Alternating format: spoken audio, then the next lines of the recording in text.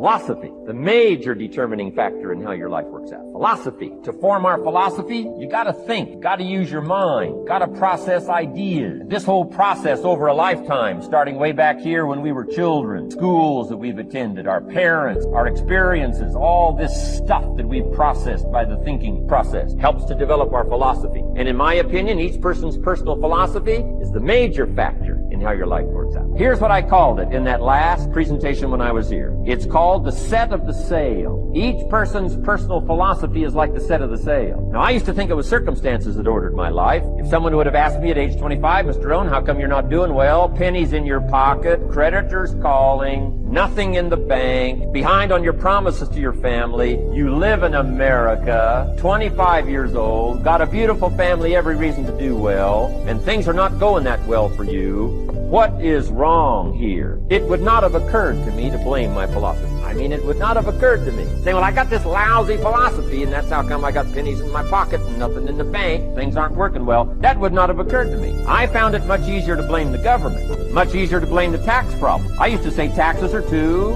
high. Top tax rate when I first started paying tax, 91%. Back then, when your income reached a certain level, all your income over that, 91%. So I used to say that's too high. Now, the top tax rate's about 33%. But people are still saying what? Taxes are too. See, but you can't use that anymore.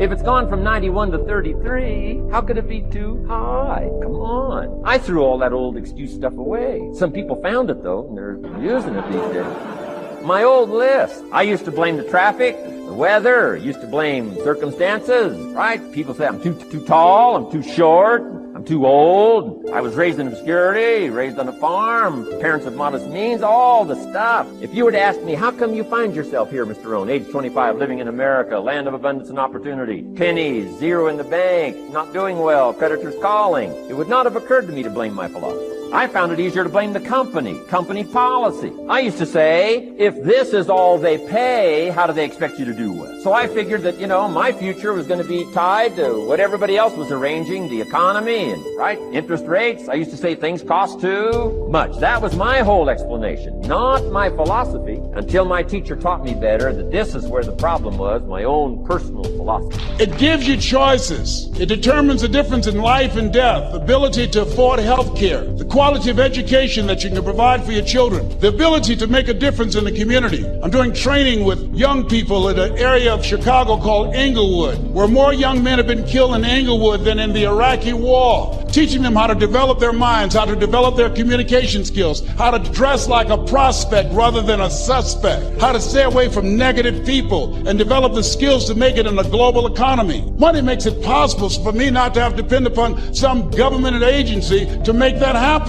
So as you look at yourselves, make it important that you find some way to use your talents and gifts to generate the income that allow you to control your destiny. I read something that said, either you control your destiny or someone else will. Here's the other thing. Repeat out to me, please. Take care of myself. Yeah, so you got to take care of yourself. I'm 63. I can do 140 push-ups non-stop after warming up. I couldn't do that when I was 20 years old. And the reason that I do that, the exercise reduces the possibility of cancer reoccurring by 32% or spreading by 30%. It helps to reverse the aging process and keeps you younger, keeps your mind sharper, and allow me to take care of my temple so I can continue to do my work, so that you can continue to do the good work that you were sent here to do. So you got to make it important to take care of yourself. Put that at the top of the list, because you can't do well and can't do good work if you don't feel good. We don't want to be like the man who said, if I'd known I'd live this long, I'd have taken better care of myself. Here's something else. Repeat after me, please. OQP, only quality people. Yes, look at your relationships and ask yourself the question, Jim Rohn would ask this question, what is this relationship doing to me? Sidney Poitier wrote a book called The Measure of a Man. I love the tapes because I love his voice. He said, when you go for a walk with someone, something happens without being spoken. He said, either You adjust to their pace, or they adjust to your pace. Whose pace have you adjusted to? MIT did a study, and the study indicated that you earned within $2,000 to $3,000 of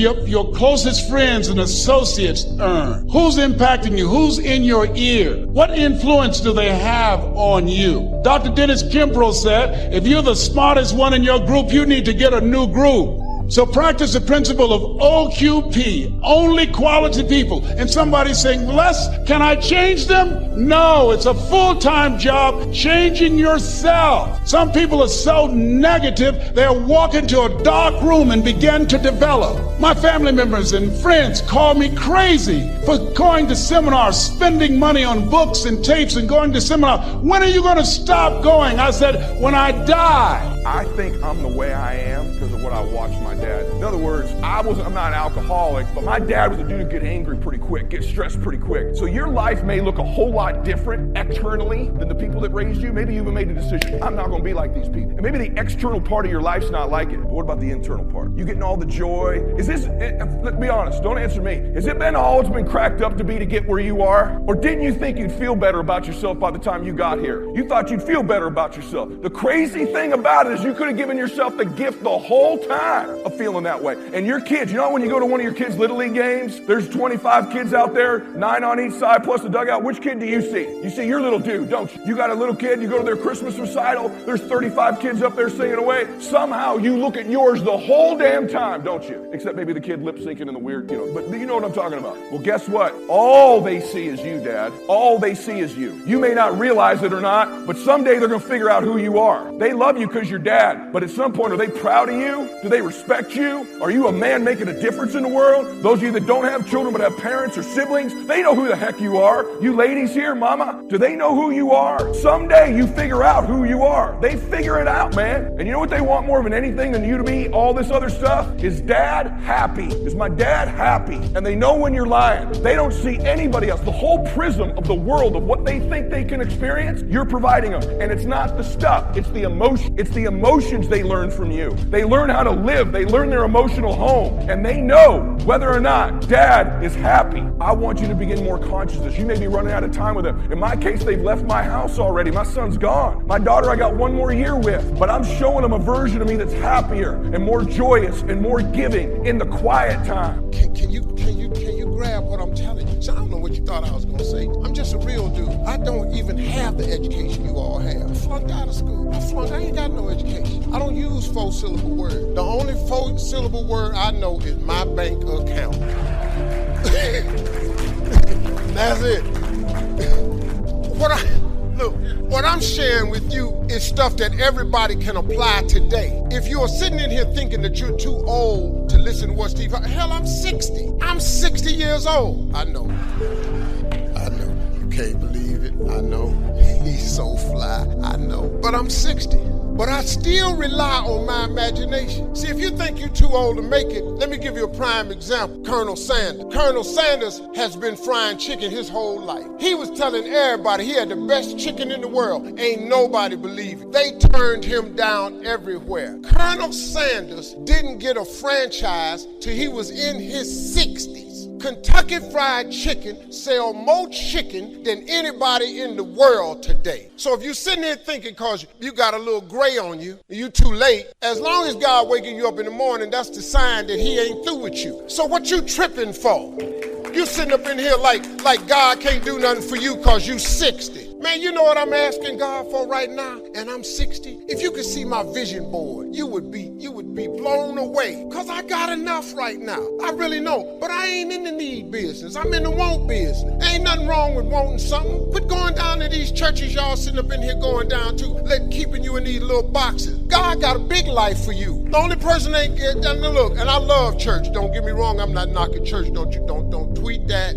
Steve don't care for the church no more. I didn't say that. But don't go down there memorize all these scriptures and then don't apply none of them to your life. That's what I'm talking about. Quit going down there just to go and just get a couple of scriptures and apply them to you. Let me give you one that's real simple. See, these principles of success. They've taken all of these scriptures and they put them in books and they call them, Think and Grow Rich by Napoleon Hill, The Magic of Thinking Big by David Schwartz.